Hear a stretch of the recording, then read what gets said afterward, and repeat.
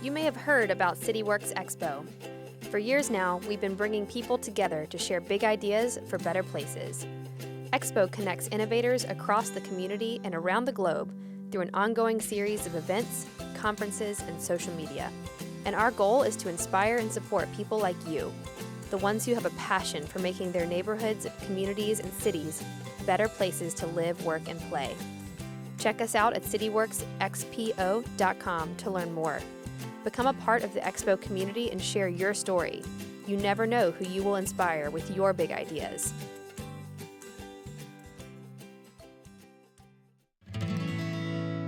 Every day, historic buildings across America are being torn down, and what's inside can be lost or destroyed forever. But not if Mike and Robert get there first. Bring it down just a little bit. From an old farmhouse to an abandoned mill, together they restore, repurpose, or resell whatever salvage they can find. Now, this is a no fun zone. They're saving pieces of history and America, one salvage job at a time. The value just keeps going up. They are the Salvage Dawgs.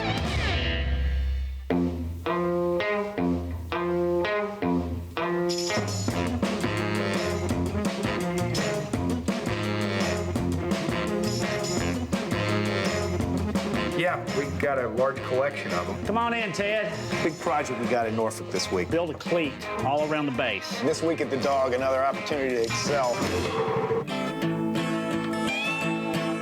We'll clean it up first, do a light sanding. Let's cut it at 60 inches. I want to build a swinging day bed. This wood has just got so much character to it. Sounds like a horror movie, doesn't it? I got to take off. I got a salvage job I got to do up in Edison, New Jersey. If you got any questions, give me a call. All right.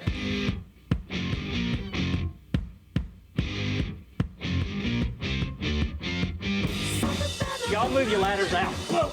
Come on. Somebody pull on it.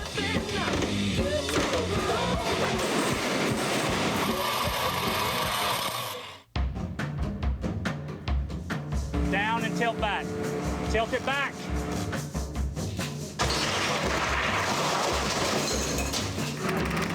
Whoa! Okay. Oh, you're not gonna do it, guys, pushing it up against that wood. All right, now let it now come down. I've been told that it's one nail on every structure called the Jesus nail. And when you pull the Jesus nail out, you go, oh, Jesus, everything falls down. There you go!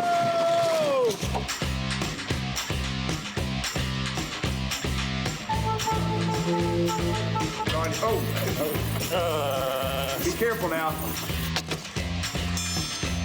Did you get that? That's gold, baby. It's a toothpaste.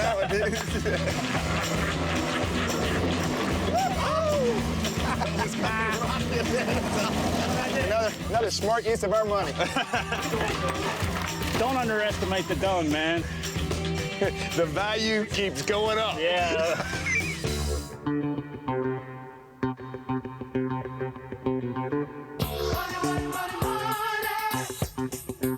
That's our main thrust, besides its intended purpose for reuse of another purpose, another function. So people like pieces like this because they've got stories. Everything's got a story. And it's being saved from the wrecking ball or the landfill. Low-hanging fruit, they call this. So people feel good about buying stuff that has been used in that fashion.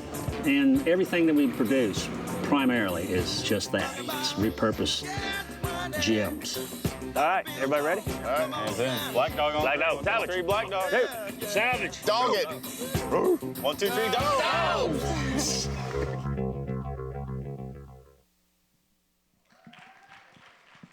Come on, Mike and Robert. Grab a seat. First of all, wouldn't all of you love to have your own trailer? Wouldn't that be great when you get introduced? Thanks. It's a pleasure to have Mike Whiteside and Robert Kulp here, kind of unfiltered, unscripted, to talk about what they have. And I want to say, first, I want to personally thank them because when I shop for my wife's birthday or Christmas or anniversary, I'm a hunter, not a gatherer, and you can go right to Black Dog, and I've bought more things there. I think I may have helped you be successful because I'm buying lots of things there. It's just a fantastic place. And during our lunch break, it's really close to here, and you can go do some shopping there if you would like. And then as community leaders, you probably wonder, well, why are we talking about this? Well, I can tell you that something like Black Dog Salvage has an incredible impact on your community, and I think it's really immeasurable. Folks in Roanoke don't realize the impact that they have, not just around the country, but around the world. I mean, there are tour buses that come in to see their shop, to meet these guys, really to meet Molly May there, and to just be part of the experience. And I think they really represent what's great about us. Yesterday I talked about the importance of being authentic and quirky, and I think they go both down really well. And then I think my other message to you is that, you don't go back to your own community. You don't know what your Black Dog Salvage will be. In Savannah, it was Midnight in the Garden of Good and Evil. Who thought a book would have launched the whole industry down there? And here, Black Dog really is doing that. You don't know what it is, so what you have to do is just nurture everything. Look for those creative folks. Look for the people who really are part of what you are. So with that, I'm going to jump off with a few questions, but then we'll make sure that we leave time for you all, too. So let's start off first. I have to put my glasses on. So tell us about Black Dog. How did you get started, and why do you think Roanoke plays a part in your story? Well, Robert's from Roanoke, so that was one of the reasons that half the equation was here.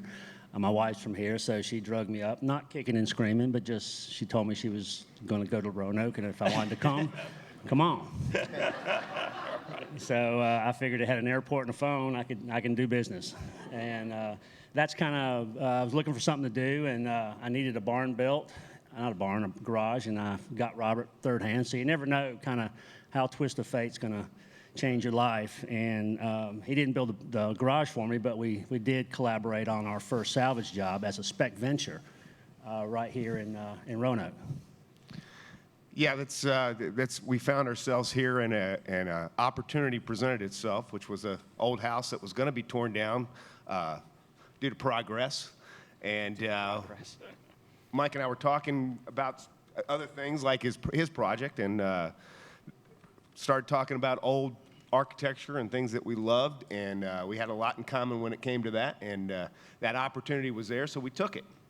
And Roanoke has a good stock of houses to be refurbished, as well as some that were available for picking, is what we like to call it. We never like to be the catalyst for that picking, but if it's going to go to the landfill, we want to get in between it. So that's how we ended up here, and it's, this is where we've decided to live, and so we needed to find a way to make a living, and that's what we did. Yeah, so, recycling, I mean, what they do is they recycle buildings. I mean, that's pretty high level of recycling there.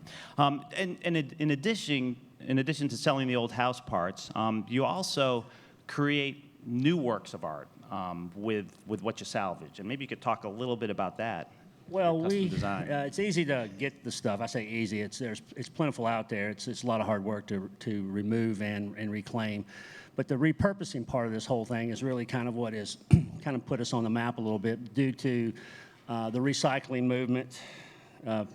Never come on stage with children or dogs. I'm comfortable with it, though. Right. And so the people came in and say, I need a table, I need this, I need that. And, you either send them out to find it somewhere else, or you add value to what you already have. And I think I see Beth Macy out there, and she was one of my first customers, or victims, maybe you want to call it. And we started creating from the salvage pile, and it's a resource pile. It's vintage materials, and so we were able to create these pieces for people and what they wanted. There's only limitations are physics, gravity, and the bottom of your credit card. And it's been an adventure ever since. We've gotten thousands and thousands of people. We've shipped to Australia and Greece and some of the UK and all over the country. So Black Dog is kind of become known for its repurposing prowess, so to speak. What do you see, Mom? Well, when you look at like Mike said, finding all this material, the salvage, is fairly easy to do, except for the work that you see us doing there. Selling it can be challenging depending on the community you live in and the size of the community and the budget of the people that live in the community. Mike and I sat and really admired our collection for a long time and decided that we need to do something else with it. And luckily, Mike's got a great imagination, and he is not restricted by all the right angles that I am. So we were able to just jump out there, build ourselves a shop, cobble ourselves a shop together, and start building materials out of all this inventory that we had. Turns out there's a word for that. It's called upcycling, and we've been doing it for about 15, 16 years. Long time. Long time. And then recently, or in the last 10 years or 5 years, somebody put a name to it.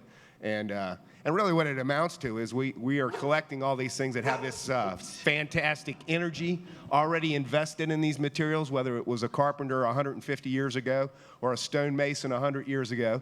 And those materials have that energy invested in them, and now we're giving it additional life. We find it, we're always been in the recycling business as well, but that is the last stop for our materials before the landfill.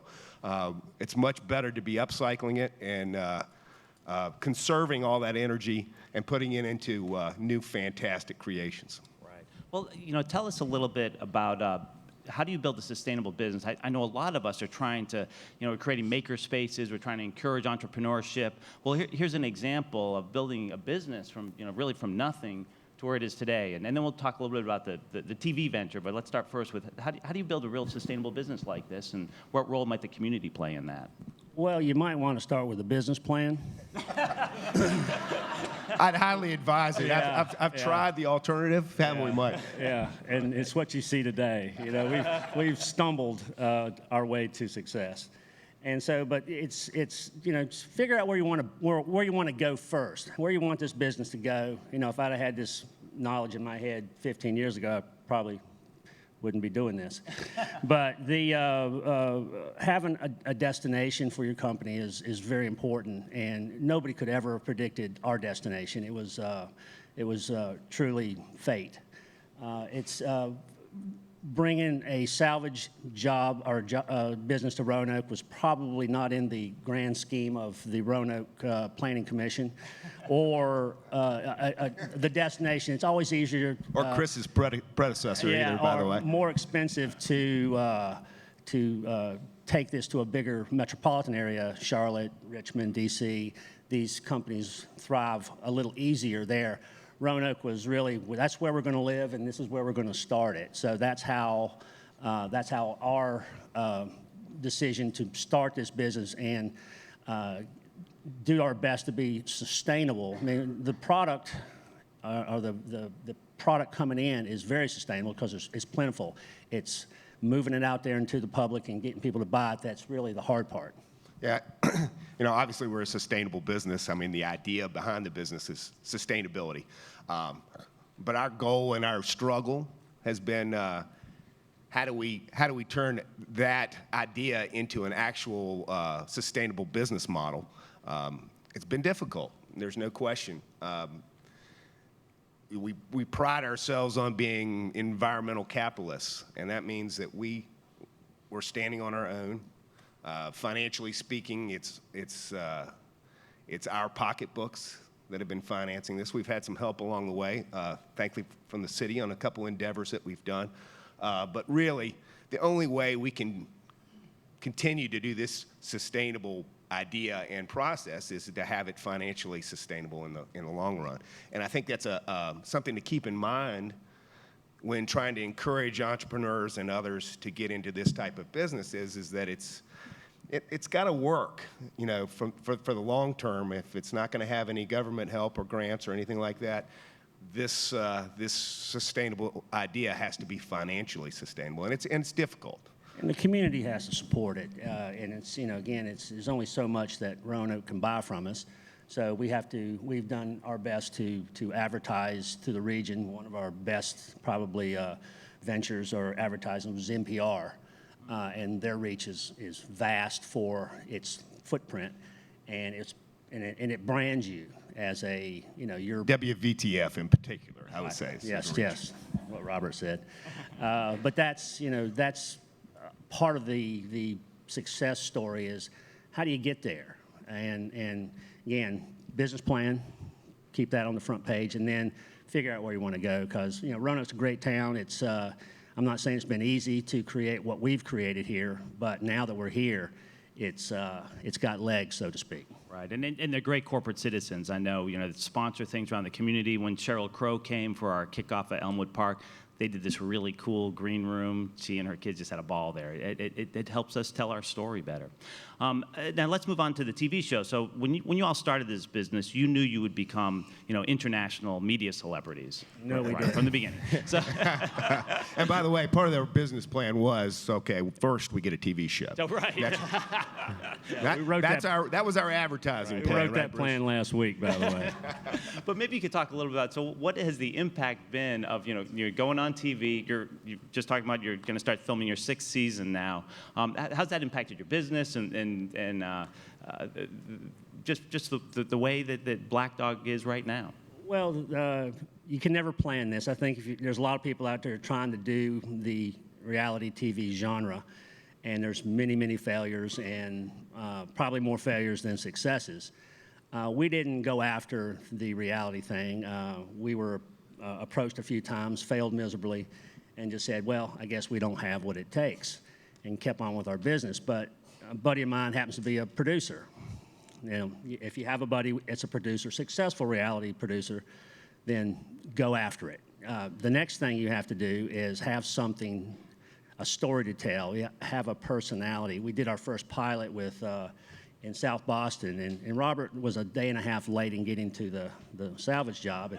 And we were out there being filmed, and Bill Hayes of Figure 8 Films says, I'm going to go on home and leave my cameraman and audio guy here just to finish up. And I'm going like, what happened? We missed it. Robert shows up. Here comes the right angle boss, clipboard carrier, and immediately identified there's the combination. And that's what's really kind of sustained us. I will buy you guys carpet here before the other. I think I have some at Black Dog. It's going to be a different color, but it's not going to be eaten up like this.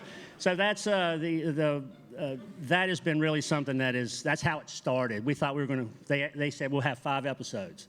Robert says there's no way we're going to get past 5 episodes, and we figured we'd have really good commercial. Right, and it's worked out well on the commercialization scale.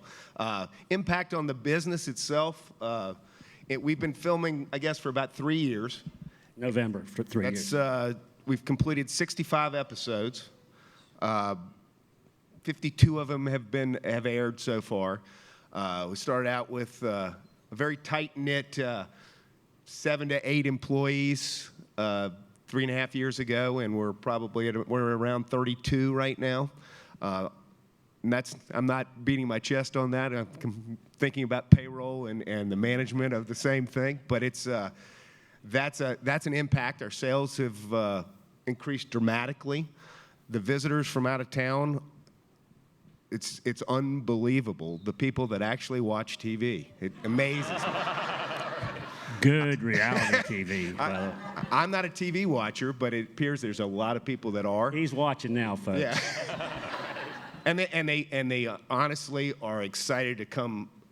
They may be on their way touring, or they come here as a destination, and then they come visit Black Dog, and they're not only impacting my business, but they're impacting my neighbor's business, restaurants, hotels, other shops. Anything, and we are pumping it. Oh, we've got stuff. So how do we create this synergy and make everybody get something out of it, benefit out of it, and also spread it around. And also, all of it is designed to come back to us and say, okay, well, how do we get our local community knowing what we're doing? Because people all over the country do. So it's been impactful. Cue Chris. Chris has been a real supporter of ours and has helped us through the process of of expansion and what it takes with the city to, she's having fun, to grow a small business. And really, truly, folks, we are a small business. And with all the pitfalls and pains and everything that goes with it. So anybody wants to feel or wants to pick our brains on how it is that a little business like us has gotten to a national stage, I got Beth Macy over there to write me a book. Right. And Beth, you didn't know you were writing me a book, but it's truly been a benefit to Roanoke, because if you watch the show and it is touting. Oh, she's really taking off now, isn't she? Well, maybe one of the girls can come pick her up here, and so I don't have to buy as much carpet. But the impact, I think, what Robert was saying to Roanoke has been huge. And in our show, we are shameless in touting our own hometown and what it means to us, because both our kids grew up here, or all our kids grew up here, and we're proud of it. We're proud of our community, and we do our best to support it and put it on probably the best legs that we could do on a national TV show. And one of the other things I'd like to mention while we're talking about the television show is that many of you probably haven't seen it, but it is, and when I try to tell people I'm in a reality TV show, they kind of look at me a little crooked. Rightly so. But it's a very positive show, and it shows business relationships positively, personal relationships positively, and certainly our community positively. So we're very proud of that. Yeah, they're really, if you go by their place, they're in the place-making business. You can see what they've created out there. It's just incredible. And you all don't know this, but, you know, our first target was Honey Boo Boo. But then when we couldn't get Honey Boo Boo, you know, we had to go for Black Dog Salvage. But we've been very pleased with the We got results. some Honey Boo Boo in us, I guarantee you. That's right. We can get what you want. Yeah, now that we're this far into it, we could kind of do pretty much anything we want. We'll lose, but it'll be a very exciting exit. They call that jumping the shark. That's what they call it. Right. Well, we're going to get to questions in just a minute. Maybe just to wrap up this question answer between us is, so what's the next step for Black Dog? Where do you see the future going? Well, we're in the process of branding ourselves now. We've worked real hard at this, that, and we are taking it to build product that reflects what we do. Salvage-inspired furniture. We're creating a furniture line. We have a paint line coming out. We're in the capitalist part of the business at the moment, and it all reflects the show, Black Dog, and how we've gotten this to a platform that is marketable. And you know, it's much easier to build a product and then try to find a market. We've created a market, and now we're just filling it with product. So that's, you know, everybody says, well, you're a capitalist, you're out for the money. Yes, we are. But we give back. That's more the shameless part of That's the shameless. operation. That's Robert's part. I'm the freelancer, you know, the walking through the daisy field guy. So we are certainly expanding our own employment base. We're also outsourcing things locally with many craftsmen are taking some of the load off of us, where we're taking, we make a prototype, and then we supply them with materials to expand that to limited runs of furniture. Through, you know, Mike comes up with these designs, and Mike borrows some of those designs from things he's seen, Nothing is original, folks. Remember that. It's all rehashed. And so, you know, obviously the ability to place that stuff on a television show, and that repeats over and over and over again is an opportunity that we're going to take advantage of, and that's what we're in the process of doing. And I think we're going to do that locally, and we're going to do that nationally, and we're going to do that internationally in some phases of the types and lines of furniture that we have in mind. We're also expanding our location, our headquarters, our world headquarters. And we were just able to purchase a little expansion land for parking. Parking has become a real problem for us, and the city of Roanoke helped us with that. They had some surplus land, and with the right plan that we are going to put in action.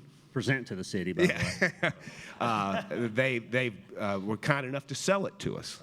So we're getting ready to take action on that, and maybe there's some more possibilities for synergy with other companies to move in alongside us with the additional land that we have here. And we're hoping that the Roanoke community and surrounding areas really embrace what we've brought forth, so to speak, and that use this as a bounce to create more businesses, i.e. whatever, beer or wine or cookies or whatever. Sounds like all the vices there, Mike. I'm eating and drinking. That's what I do, folks. But I hope that, again, they've been supportive, but there's so much more coming, and this thing's going to have legs for many, many years to come. Fantastic. Now, we got some questions from the audience out there. Anybody like to ask anything? Come on up. Yep, we got one right here. That's Jim Crawford, one of the neighborhood leaders from that area. All right, Jim. Mr. Tobacco Man. Hey, Robert and Mike, congratulations to you and the whole Black Dog crew. It's fabulous. The impact on our neighborhood has been tremendous and continues. I can attest to the impact of the show. I know at least 6 times I've been up at the community garden working, and there'll be some car not from Roanoke sort of wandering around. They'll stop and say, "Do y'all know where Black Dog Salvage is?" Right. And always happy to tell them. My question is to both of you. What do you think makes you 2 good business partners? We're polar opposites. There's no question about that. That's First, you have to respect each other, and Robert and I have a similar background, both ex-Navy.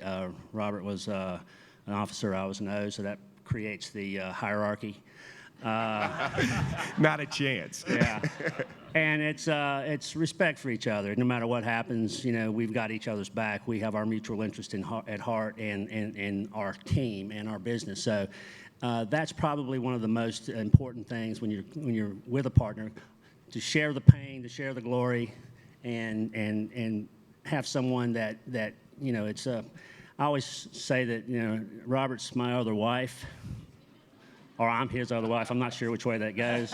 Without the benefits, I got more debt with him than I got my real wife. So we're anchored pretty hard together. So that's a bond. Hopefully, we're going to share the upside too. Yeah, it's nice to have somebody that you can bounce things off against. And Mike will oftentimes come in screaming, yelling at me, and saying, "This is just between you and me. This is as far as trying to keep it down there. We were able to vent to each other, while then out to the public. Most of the time, it's always that it's the positive foot forward, and you need that, and you need somebody that you can A, trust, and B, trust not to spread it around, and just keep it going. So we've been at it for about 16 years. Some very tough times as far as financially going. Many of them just constant investment, but hopefully it's going to pay off someday. We keep investing, and we're still talking to each other, so it works out good. Excellent. We got another question right here. Good morning. As the daughter of a veterinarian, I first have to say, Molly May is so beautiful, very healthy, very well loved. That's good marketing right there. Well, and my dad, the veterinarian, watches your show, so I've seen it when I've been home. So it's really, really fun to have you all here today. Well, thank Krista with she ramrodded that Save a Lab Foundation and shamelessly got me loving her. So there you go. Oh, that's awesome. Thank you, Krista.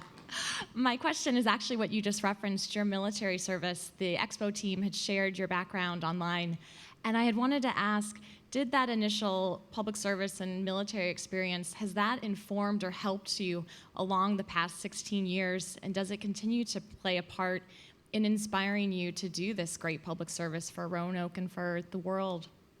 Well, both Rob and I are very proud of our service, and we served voluntarily, and it teaches you a discipline, okay? And that's one thing that if you get nothing out of the service, you know how to get along with others and how to work as a team.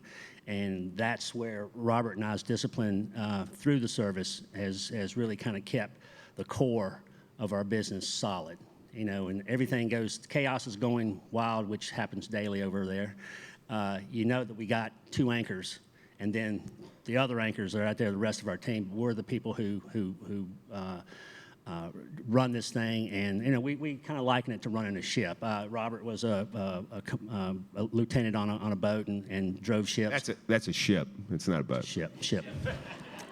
I used to run yachts for a living, so I had 15 years of command experience there. So there's people looking up to you for leadership, and I guess when it comes right down to it, that's the main word, is leadership. Take it, own it, and drive it forward. And it certainly was one of the driving forces of our beginning of our partnership, is that common background. Had a lot to do. It started the conversation. What did you do? What did I do? That type of thing. Got it going. But from an organizational standpoint, and trying to keep from herding cats, basically, is one of the things that you got to deal with on a daily basis in a business. And we're good at it. That experience of leadership, which is what the military really stresses, has been a real plus for both of us to have in our back pockets. Got a question here from Bruce, who will be performing in Healthy Happy Cook soon coming up. Yeah, November 19th, the plug for. Is that a song? It was yesterday. So here's my question. A lot of people have started businesses or organizations. A lot of people have been through the startup phase, maybe even been through the initial sustaining phase. Talk about the growth phase. You guys were busy businessmen working lots of hours before the TV show, and that doesn't take away all the work that you still had to do, you're still having to do. Now you have basically a second job. Talk about balancing that. Is there any chance of balancing that, and how that all fits together? I wish we only had 2 jobs. I've got 3 myself, at least. But you have to do it. You have to figure out a way to do it, because let's face it, our explosive growth right now is going to be, I expect it to be fleeting. We're not going to have a television show forever. We need to strike while the iron's hot, and we're going to.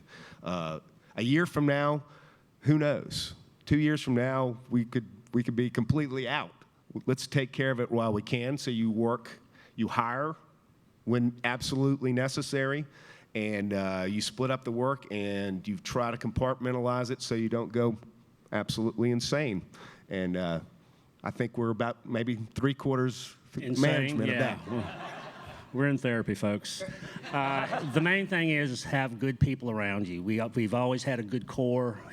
People come and go, but you get good people around you that can implement your dream, and let it become their dream is really kind of key. And when people own a company, if nothing else, in their spirit, they are your best salespeople.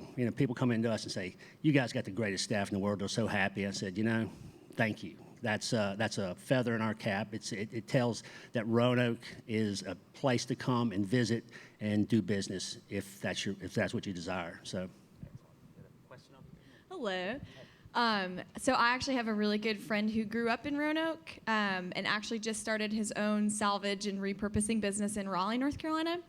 And so I've heard a lot of stories about the picking process and just some really interesting finds that he's gotten and some really great history that's come out of it. Was a big shopper, I think still is, at Black Dog Salvage, so it was kind of fun to see him shop there and then move on and start his own business. But how do you feel like the work that y'all are doing through picking through historic homes and saving these really incredible pieces, how does that kind of further the history or celebrate the history of Roanoke or wherever you are? Are there any great stories that come out of it? Like, do you have any real interesting pieces that you found you want to share about? Or one of my favorite stories, and to get right to your point, first, what's the name of his company or his business? Ferdinand and Alexander. That's Raleigh, North Carolina. Yes, it's in the Cheshire Cat in downtown Raleigh. Fantastic. Yeah. The great thing about our business is there's no, as far as we're concerned, all the 15, 16 years we've been doing it, there's no competitors. They're all partners. They're all resources. Yeah, absolutely. And we're all at the same goal, is to save these things before they head to the landfill. And each one of them has a story.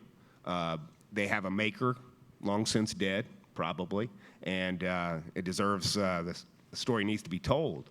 And you can tell it by recreating it, reselling it. One of the things I tell people that get into the salvage business is yes, it's a great business, but concentrate on selling. Other than that, it's called hoarding. Yeah. And we've turned hoarding into a business. Because if you're trying to save it from the landfill, that's great. But if you're just trying to temporarily keep it from the landfill, that's another thing altogether. Guys, let's face it, folks, we all end up in the landfill. We're just trying to prolong it, right? Prolonging it, yeah. Funniest piece, I mean, it's one of the interesting pieces we got, and we've gotten so many through the years, it's really kind of hard to put your finger on. But one was the Eiffel Tower. Scale model Eiffel Tower, 45 feet tall, was one of our episodes in Columbus, Ohio, which was now I think it's living over there in northeast Roanoke. That's a touchy subject. Let's not cover it. Code guy in here somewhere. You had to bring it up, didn't you? Yeah, I did. Yeah. Well, that's the continuation of the story. What we're doing here is adding. We're creating antiques of the future. Basically, these things have story. They've got an energy. And what we do is kind of just prolong the story. They'll live on past us. The pieces that we were building, they have 2 or 3 stories.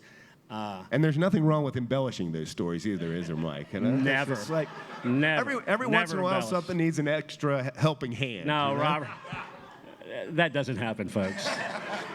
But there's so many different things. It's just hard to put your finger on one of them. It's they change every day, And I just love when there's a lot of it out there. I love when a truck pulls up in the lot, going like, "What's this guy got?" Great. All right, I'm going to ask the last question. First of all, I want to thank you guys. I want to thank Black Dog and Krista for making this possible. I know it's Saturday morning, and there are a lot of other things you may rather be doing, but we really appreciate it so much. You're welcome. A lot of what Expo is about is sort of redefining, sort of reimagining what's possible versus what's thought to be impossible. And nobody loves a wild idea any more than I do. And I must say, when I heard about doing the pilot for the TV show, it was like, wow, that is amazing.